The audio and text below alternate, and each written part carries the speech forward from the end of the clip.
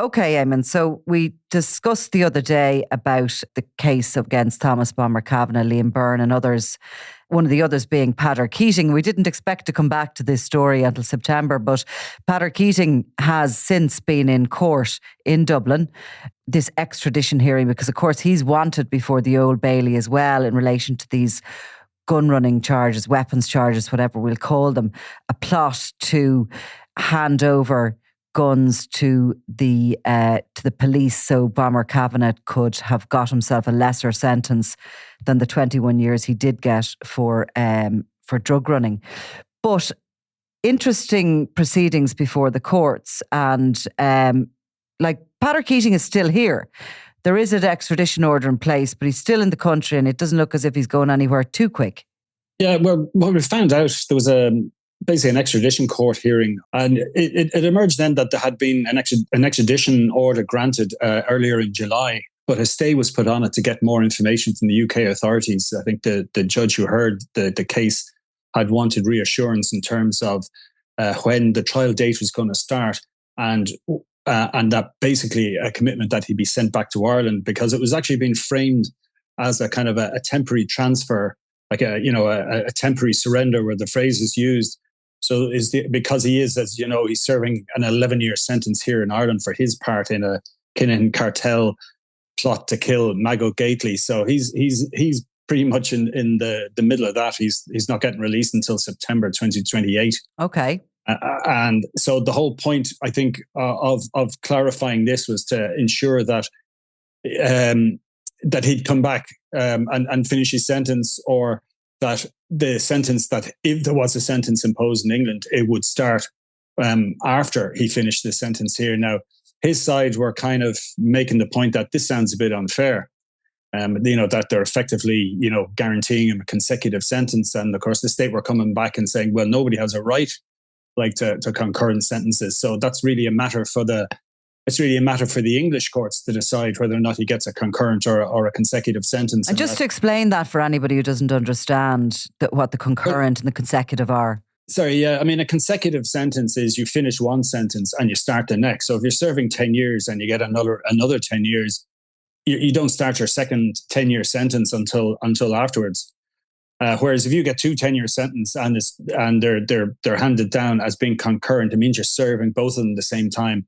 And usually that happens, I think, when you commit a number of crimes in the one go. So you get 10 years for three different offences, but it was all committed in the same criminal act, and therefore they're usually kind of treated as a single sentence. Like, so even though it's a number of sentences, they're not all, they're basically concurrent. But if you commit separate crimes, particularly if you're on bail, they're I think in Ireland anyway, they're definitely consecutive. But if they're separate crimes in separate jurisdictions, it's quite possible, you could be facing consecutive.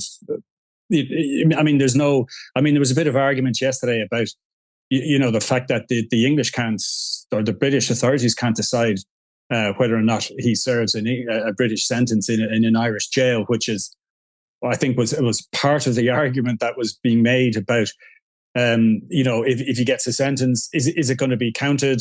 And does the clock stop then on his current 11-year sentence in Ireland once he goes into custody in the UK? And the state was kind of making reassurances that, that's why they wanted the clarification that he's going to remain in custody while he's in the UK. That was actually the third clarification they wanted, to make sure that he's not going to get bail when he gets to the UK, and that the clock on his sentence here will be ticking all that time. So he'll be running down.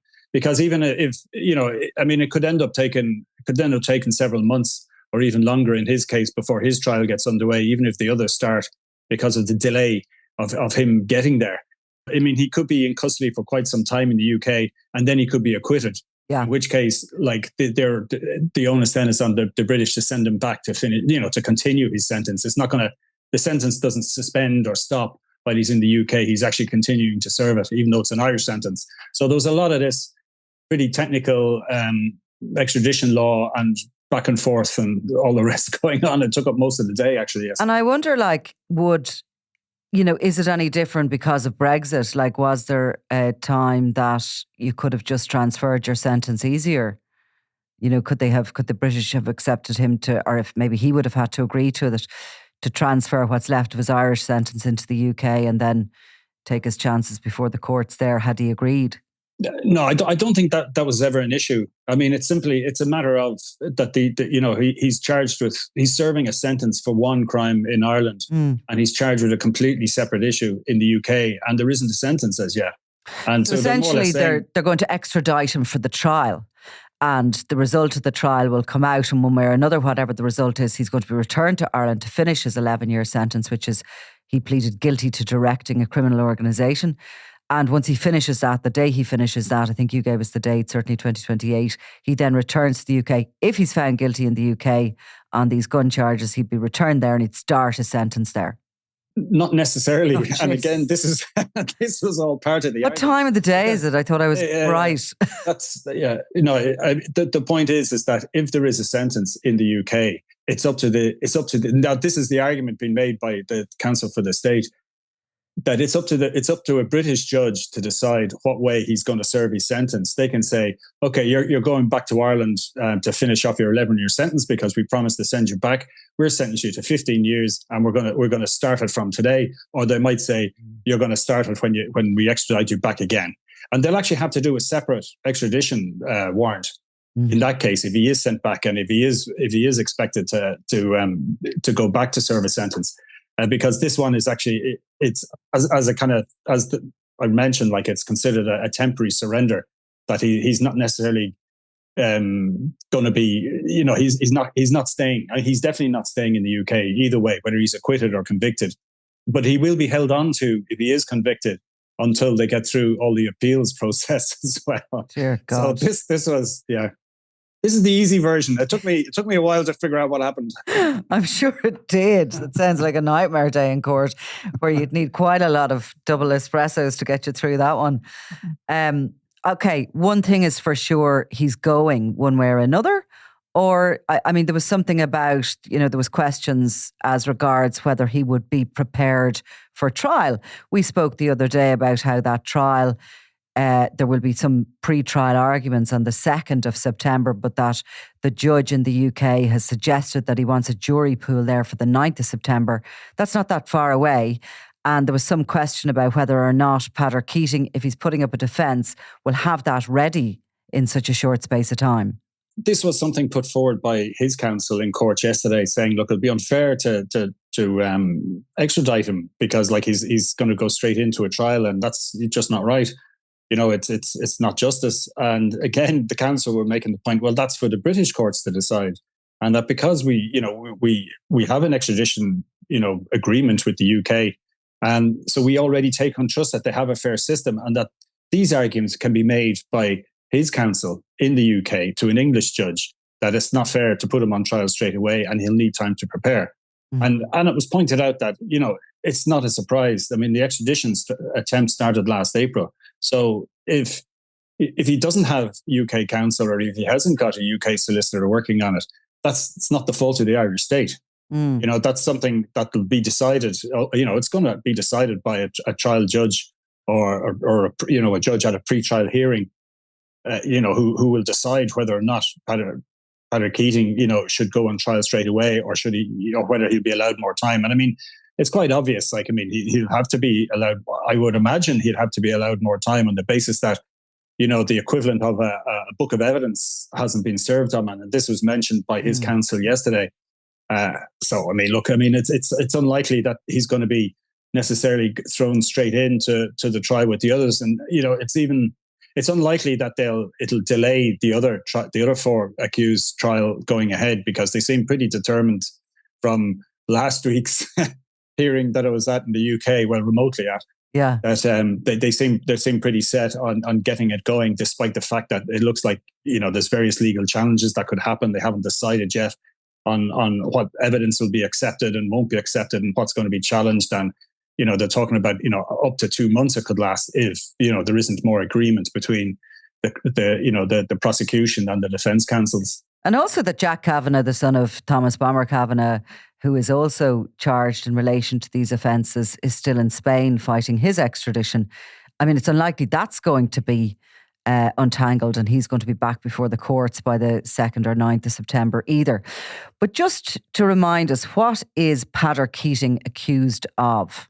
There's 5 of them at the minute, and presumably Jack Kavanagh will be the same. That it's basically a conspiracy to pervert the course of justice plot, and this involved organising weapons from somebody in Holland and to get them to Ireland, and they buried them in Newry because it's in the correct jurisdiction.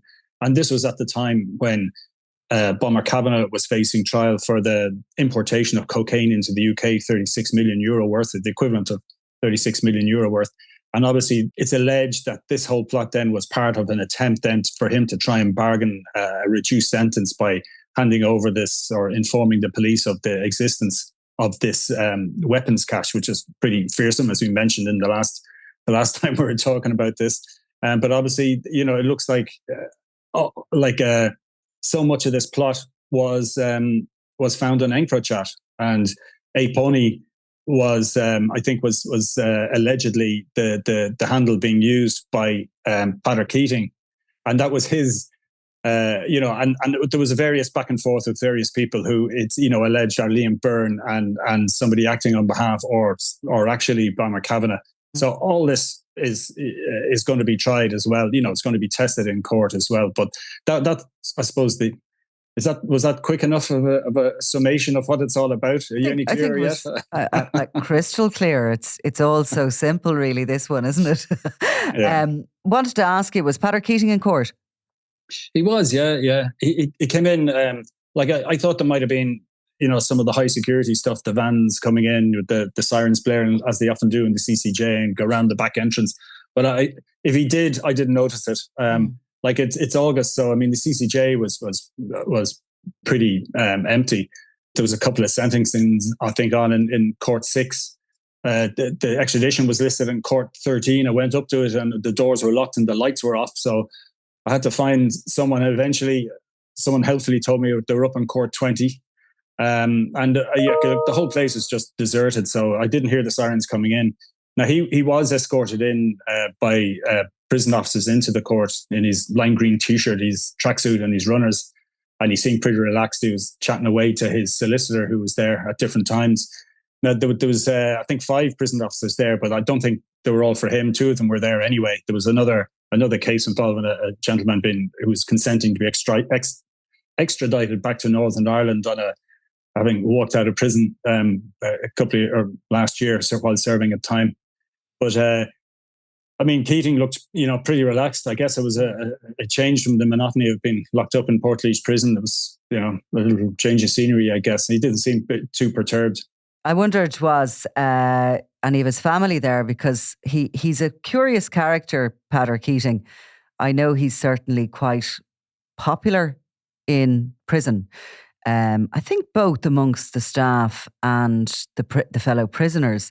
And he's I got a glimpse of him at one point, actually, when he had pleaded, and I think when he was being sentenced in relation to that crime of directing an organised crime group. And when you know what Keating's history is and really what he did for his boss, Thomas Bomber Kavanagh, and he was involved in certainly a plot to kill Mago Gately, and which involved the bringing to Ireland of an international hitman called Imre Arakis, an Estonian who was being put up, who was like a killer who liked to get very close and personal to his victims. And it was all very, very dramatic and pretty scary. But you see Peadar Keating, and he's about to be sentenced, and his wife was there actually. And they had this very sort of ordinary, tender family moment, the two of them. And you could see she was totally distraught that he was going away to prison. You could just see from that glimpse that they were obviously, I would have thought, a very close and probably normal family within the family home. It looked as if what he did for a living was completely separate to that, compartmentalised from that family structure he had. And his wife came across as a real lady. It was a strange sort of a moment to see this sort of tenderness. And obviously, it actually made me think that his children were quite young and he was going away for a long time. And it made me clear on what punishment is really, going to jail, because it is the deprivation of your liberty to see and touch your family and be with your children and all those things. And you could just see that in them as a couple. But, you know, the other side of him, of course, is this very violent, hard, cold, calculating character who's operating as a senior figure in essentially the Kinahan cartel, and has been for years, is making his money through, you know, crime, importation of drugs, and sometimes murder. So it's a strange, and I think he's quite an intriguing character, Keating. I had also heard, of course, when he was initially told that they were seeking extradition for him to the UK, that within the prison he was making it fairly clear that he was disassociating himself from his old boss, Bomber Kavanagh. He didn't want much or anything to do with him. I'm sure he doesn't particularly fancy standing in the dock with him and with Liam Byrne in the months to come when he eventually does get to the UK. Well, I mean, hopefully we'll learn more come next September 9th, as you know, as the case continues on. Now, as for Keating, like if there was family there, they may have been there in the morning. Just the way the press sit, you couldn't really kind of look around.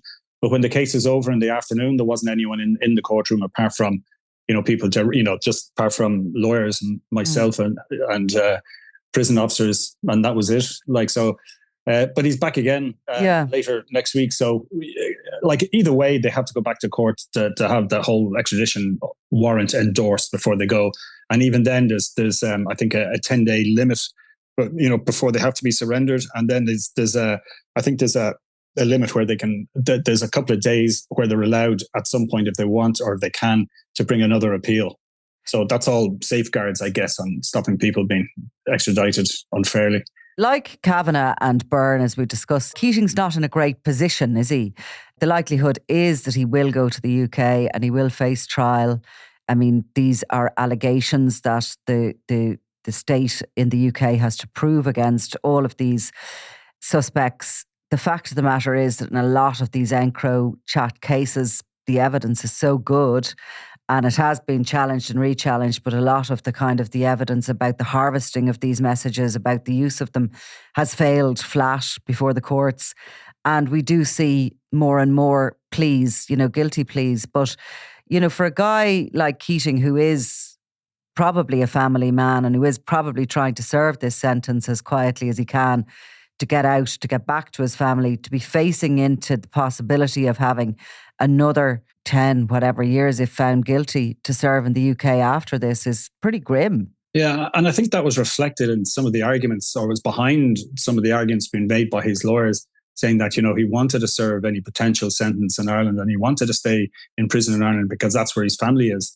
So, I mean, that was obviously, it is very much on his mind about, you know, possibly ending up in the UK, a long way from where his family live.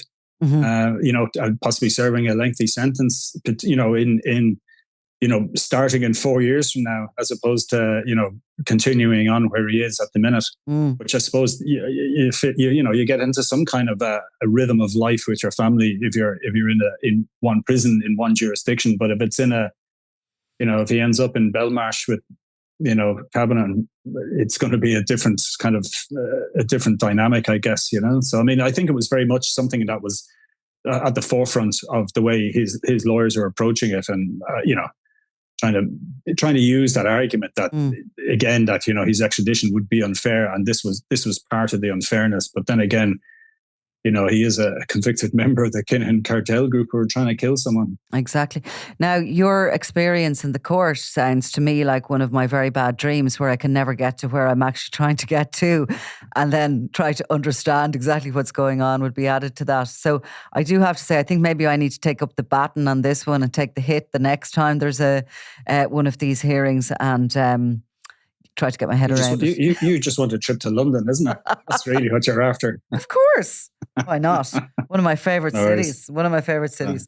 Yeah. Anyway, listen, we'll come back to this when we get further clarity on it. And I suspect we will be back to it before September, before the 2nd, when this case is due to open, albeit in legal argument. But for the moment, Eamon, thank you very much. Thanks, Nicola. It's always a pleasure.